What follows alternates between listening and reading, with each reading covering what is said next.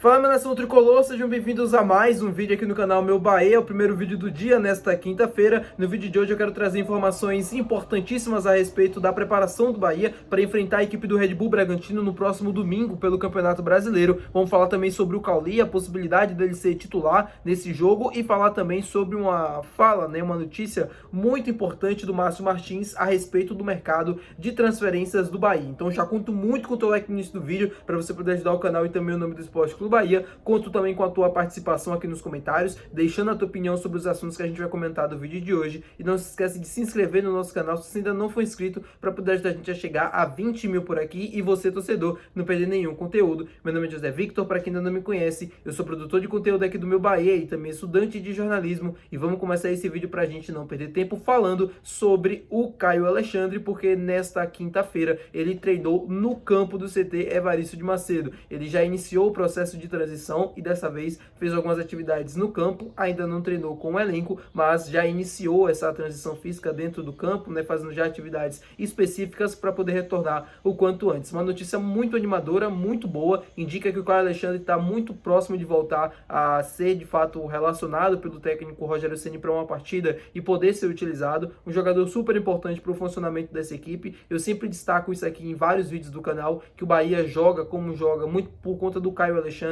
e quando ele não está em campo, o time sente muito a ausência dele. A nossa principal peça do nosso time titular, na minha opinião, é o nosso esqueleto, assim, um cara que consegue fazer o time jogar para frente, né, consegue encontrar bons passes, bons lançamentos, um jogador que faz muita falta quando não está em campo. O Bahia nesse período teve o Acevedo como titular, conseguiu, dentro das suas características, também entregar um bom jogo.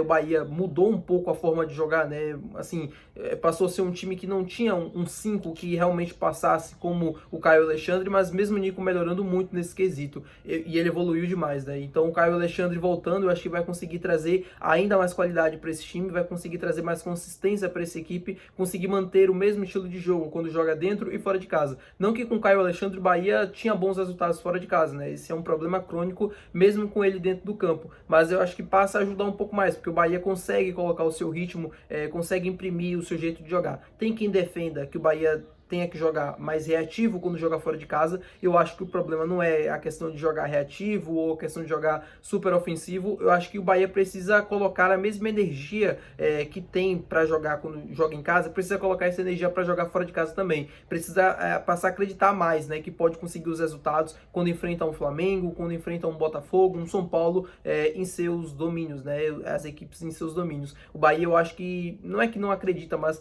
é muita desconcentração, é muita, assim, aquele sentimento de que, poxa, vai ser difícil, as coisas não vão dar certo, ou que, pô, vão ter que suar muito para ganhar, e as coisas acabam, na maioria das vezes, não acontecendo da forma como a gente quer, porque a gente não vê uma concentração, assim, necessária para esse tipo de jogo, né? Mas, enfim, contando que o Caio Alexandre volte o mais rápido possível, pode ser já que ele volte depois da data FIFA, né, que vai acontecer agora, na próxima partida do Bahia, depois da data FIFA, né? A data FIFA se encerra, se eu não estou enganado, no dia 18 de novembro, e aí a gente vai poder ter mais um confronto, né, de Campeonato Brasileiro, e aí provavelmente o Caio Alexandre já deve voltar, assim como o lateral direito Gilberto também. Falando com vocês agora sobre um outro jogador que já foi muito importante para o time do Bahia em anos anteriores e que nessa temporada perdeu um pouco do protagonismo, eu tô falando do Cauli, né, que muita gente está me perguntando sobre a ausência dele no time titular, até no segundo tempo mesmo ele não vem entrando nos últimos jogos, entrou em pouquíssimos minutos nas últimas partidas.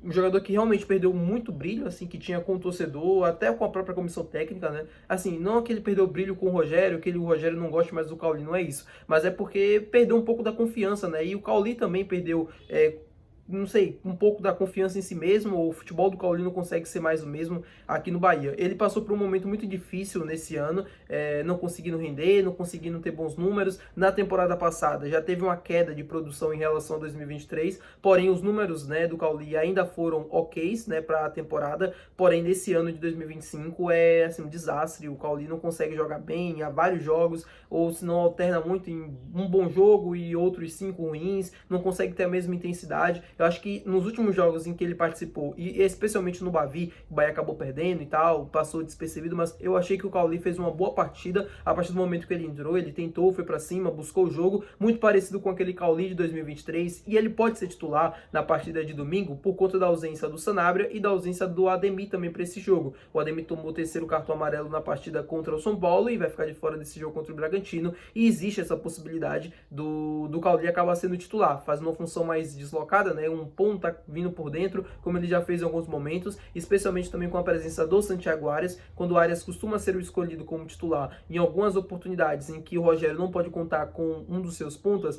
ele acaba escolhendo o Cauli. Então a gente vai esperar até domingo para saber de fato se ele vai ser o escolhido ou não para a posição do Sanabria ou até mesmo do Ademir, se o Rogério não vai utilizar um outro jogador. Tem o Kaique, não tem Juan Pablo que está na seleção brasileira sub-17, né, para disputa da Copa do Mundo, então ele vai ter que fazer alguma improvisação. Pode ser o Pulga voltando a treinar normalmente com o elenco, mas eu não sei até que ponto o Pulga está disponível para essa partida. Talvez o Pulga só tenha ali 60 minutos, 50 minutos, 40 minutos. Talvez o Rogério não queira arriscar que ele entre em campo por muito tempo, né, para não acontecer novamente o que aconteceu na partida contra a equipe do Mirassol. Então o Cauli pode acabar sendo utilizado dessa vez como um ponta direita, como um ponta esquerda, para acabar jogando. Vamos torcer para que o Cauli, se for escolhido, consiga fazer uma boa partida, né? E eu acho que o Cauli ainda pode recuperar o seu protagonismo aqui. As pessoas falam que não, me chamam até assim, pô, você tá doidinho das ideias, mas assim, eu acho que ele ainda consegue render, eu acho que ele ainda pode render em alto nível, basta querer, basta também o próprio Rogério ajudar, né? Porque em alguns jogos ele atuou como um ponta,